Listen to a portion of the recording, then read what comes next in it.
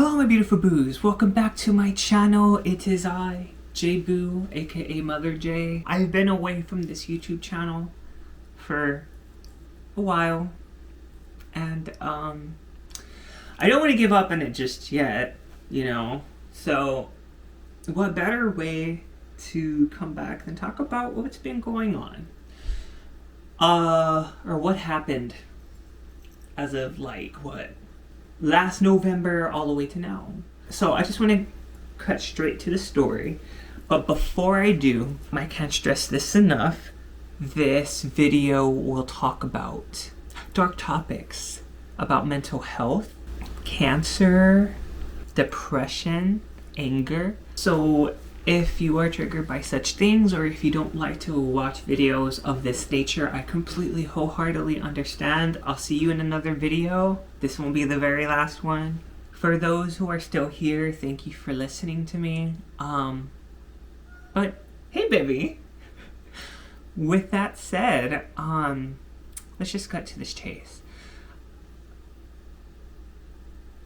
Last October, I felt myself starting to slow down, and this is around the time when I began to record the Dollywood trip that Chris and I went on. I was recording and stuff, and part of me was happy, but part of me was like, just go back home, you know, just go back home. When it came time for me video editing the Dollywood trip, I just didn't have the mentality for it. I felt very just low and not there.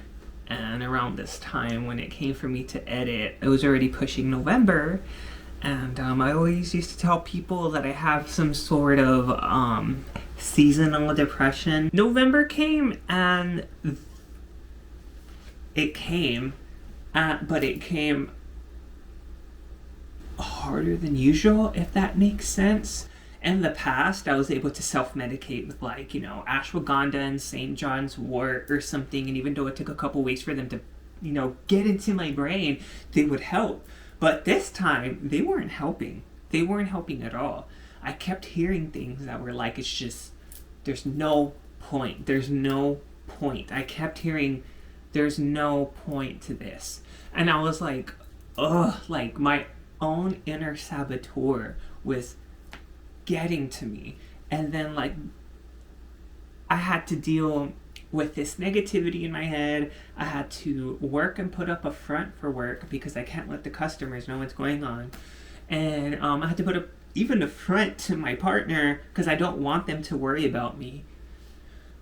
So it's I'm struggling with all this. It's on a plate and it's getting too much. A night in November, I was not strong enough, and I wanted to do something. Let's just say that. I had to call one of my best friends, and I didn't let them know at the beginning of what was going on. I just needed someone to talk to. And then the next morning, I told my partner about everything that was happening. They told me, I think you need help. Let's get you a therapist. Let's get you some help. It'll get better. And this voice in my head was like, you're fine. You don't need help. And I'm like, okay, I don't need help. I'm fine. I can get through this. Da-da-da. And then, they were like, whenever you're ready, we can get you help. So that came and went. And then we booked a Disney trip, and I was like, oh, this will be good for me, this gives me something to look forward to and just have a good time and just de-stress. And I tried to record. I do have footage from said trip. I didn't edit or upload the footage because when I looked back at the footage, you could tell that there was something wrong. Every time when it came for me to edit said video, I couldn't do it. I didn't have the strength to look at myself and see the truth. So there's that. Let's go to January of this year. January came. First week in January, it's like everything's gonna be good. This year's gonna be great. But then my mom started getting like nauseated periodically. Her symptoms didn't really get like that worse up until the second or third week in January. The first week they started to show themselves. She was like, yeah, I woke up today and like I just felt really sick, and like I tried to eat breakfast and I puked it up, and then I tried to have some crackers to help with my stomach and those came up too. She's like, but then later on in the day I was able to have dinner and it stayed down, so there was something. So like her body was, the first week of this year, it was at like allowing her to like at least get some nutrients. But then the second and third week it just got worse, you guys. It just got worse. Yeah, like I think she even struggled having water down. And I remember one day I called her, and you can tell my mom was like low energy. She's like, hey, like I'm fine. I'm like, Mom, have you gone to the doctor? She's like, I have a doctor's appointment, but it's not until February or March something. And I'm like, what the heck? Is this your doctor? And she's like, yeah, my primary care physician. She didn't have any openings until then. I'm like, Mom. She's like, but I'm just gonna ride it out. It's gonna be fine. I'm like, Mom. February comes. This is all on my mind still. My mom, her condition is just getting worse. She started complaining that her side was hurting. She's like, yeah, it's just I have a lot of pain in my side. It's just, it won't go away. And like, I feel something there. Like your tia has this roll-on stuff and that really helps. But like, I can't even lay on that side. And I'm like, oh. But then one day, she's like, hey, I just want to let you know that I'm going to the hospital, to the emergency room. Like, I'm all for it. You can get help sooner. Go for it. So, she goes to the emergency room. They admit her, and they see that there's something wrong with her. There's something wrong with my mom. So they're finally able to stabilize my mom. She was dehydrated. She hadn't really been eating that much, so her energy levels were low. I think there was so much stuff that was wrong, but they were able to like hook up some IVs and give her some morphine for the pain, and she was like, I'm feeling okay. My mom, she's feeling good. I think it was the following day or something. I was at work and my mom's like, you need to call me when you have free time, either when you're at home or whenever. She's like, but I prefer if you're at home. But I called my mom while I was at work on my lunch break, and she tells me, I was talking to the doctor. He came in. He was like, oh, okay, so we're going to move you out into another room, and we're setting up an appointment for you for an oncologist. And my mom's like, oncologist? He's like, yeah, yes, ma'am. Just so like we can figure it out, because like there's some like little nodule things on your liver. So we sent them to the oncologist just to make sure, everything's fine, but we suspect that it may be cancer. And my mom's like, oh, okay. So then she tells me all this, and I'm like, oh my gosh, it can't be cancer, Mom. Like, it doesn't run in our family. We should be fine, you know. I think the week leading up to the oncologist appointment, I started to crack. And I remember my old boss could see that there was something wrong while I was at work. She's like, what's wrong? She's like, come talk to me, come to my office. But so we went to the back, and I was like, I am going through something. So my mom went to the hospital, and they set up an appointment with an oncologist because they suspect that it's cancer. And I haven't really had any big deaths in my family. I remember trying not to cry in front of my boss. And I was like, Nikki, I don't want my mom to be the first person that I lose. And she's like, Jay, like, She's gonna be fine. The oncologist date comes, and she's like, okay, well, I have some news. So I have cancer. It is, lymphoma. It's in my liver. It's a large mass. She's like, I'm nervous. I'm like, it's fine, Mom. Like, you'll be fine. And I'm telling her all this, like, you'll be okay. But I didn't know if my mom was gonna be okay. I didn't know if my mom was gonna be okay because cancer. Never had it. No one in my family's ever had cancer. So yeah, I remember like, this day would play in my brain so much because it's like, why? Like, my mom doesn't hurt anybody. She doesn't do anything. She's never done anything negative. But why does this happen to her? Why is this happening to her? I felt so like, I don't know, it was hard to explain. I felt like angry, sad, worried, what's gonna happen, unknown. All this was happening in my brain. I remember coming home and just holding my partner and I'm just like crying. What do? My partner's like, just be strong, you know. Chris's grandmother had cancer and she beat it both times. And he's like, you know, if Mama can make it through it, I know your mom can. And I'm like, yeah, you're right. I remember talking to my best friend Natalie, my sister from another mister. Her father had the same condition. She's like, oh my gosh, sweetheart, you're gonna be fine. She's gonna be fine. It was then, like in April or May, I don't remember, that I was telling her, I was like, I have depression, yo. I don't have the strength to get out of bed.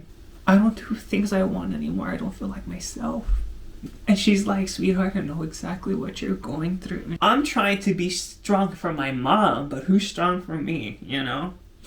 And then adding on to all this stress that's happening in my body, my family, and I know that this wasn't their intention, but they were keeping things from me to like, not worry me. So much information that was being withheld from me that added on to my anxiety and my sadness and my depression. And I kept telling them to stop it, but they wouldn't stop. Tell me what's wrong with my mom. But nobody would tell me anything. And again, I'm on the East Coast. Tell me what is wrong with my mom. So anyway, picking up where I left off, Natalie is like, you need help, sweetheart. And I'm like, I do. Chris was like right next to me. And I was like, yo, like, I hate my life. I don't want to exist. I just want to disappear. Why does life have to be so hard? Chris is like, babe, you have depression. And you need help before something happens to you. Another piece to the story that I'm forgetting, and I'm just gonna keep rolling with the punches. I went to go see my mom. I just was thinking the worst, and when I went to go see my mom, she looked skinnier than usual. And that image of my mom burned in my head. I just want her to go back to normal. Anyway, back onto the story. The one way that my partner was able to crack into my head is when he said, you know, you're struggling right now. He's like, I want to see you happy. Everyone wants to see you happy. It's going to get better. I have depression. My mom has depression. Natalie has her own struggles. We know what you're going through. Heck, even Lady Gaga, the biggest advocate, you're big, your idol, your everything. She has dark times too. And what would she want you to do? She would want you to get help.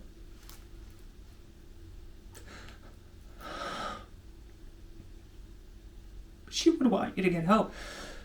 And I'm like, yeah, you're right. You're right. By like the luck of all luck, I was able to find some good health insurance. My partner was the one who found it all. He was there when I made my first doctor's appointment call. Got a doctor's appointment by like luck. I mean luck.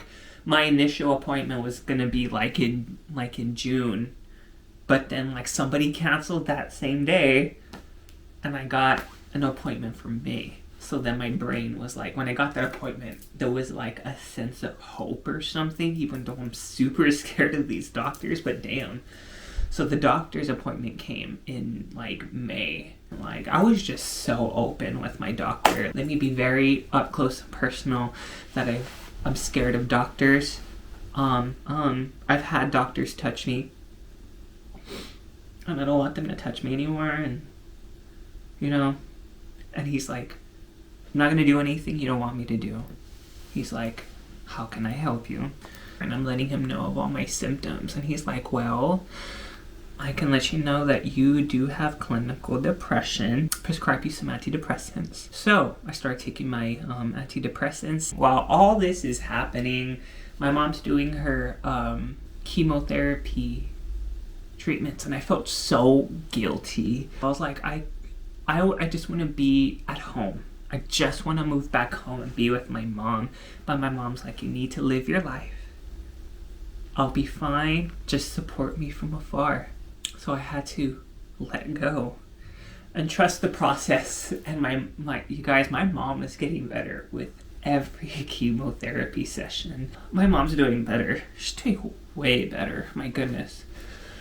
Anyway, I'm going off track. I don't know what day it was during the summer, but I do remember it was after my doctor's appointment. I remember just waking up and I felt like awake. I felt, oh wait. It's hard to explain. Like, things were just kind of like, you know what? I'm getting better as well. Me and my mommy are getting better together. I think her last appointment was like in June. She's like, oh, I feel great. I feel awesome. Yeah, Mom, you're good. Everything's good. Of course, they have to let all this stuff go cycle through and everything before they meet the doctor again. But she met the doctor in September, and he's like, yeah, you're showing some improvement. Let's do another PET scan. The PET scan came back and said that the shrinkage was so minuscule. So then they had to do a MRI. The MRI came back and it was like, oh, like there was nothing to worry about. So like as of right now, my mom is like beating cancer. She's beat cancer. I'm just gonna say it. She hasn't met with her primary care physician still, but we can say that she's beat cancer. September, October came, and I was like, babe, I need to go home. I need to be with my family for Christmas or Thanksgiving or something. At that time, I had not been home for the holidays for about 3 or 4 years. We were able to go home. I was able to have Thanksgiving with my family. I'm leaving out a lot. I'm remembering what I can, but yeah. That is like pretty much what has happened from like last year to this year. And like I'm thinking to myself, how am I going to record this video? Just be genuine and be open, because this is what I wanted this channel to be. And now that I'm medicated and now that I'm getting help, I feel that I'm ready to be even more open with y'all. You guys, my beautiful boos, if you are going through something, it gets better. It gets 110% better. Reach out to someone and talk to them if something is going on. Because don't be like me and let it get out of proportion. Please. Talk to someone. It gets better. I'm here for you. With the mess that I am, I'm here for you. I love you. You're not alone. You've never been alone. If you're watching this and if you feel like there's a storm that is just getting worse, just know that after all this bad weather, the sun will always shine. With that said, beautiful boos, I love you so much. I hope each and every one of you is staying happy, healthy, mentally healthy, and let's get ready to kick 2023's ass. We could do this. But yes, I love you, and I want each and every one of you to stay safe and stay healthy. I love you. And until next time, peace on the streets, my beautiful boos.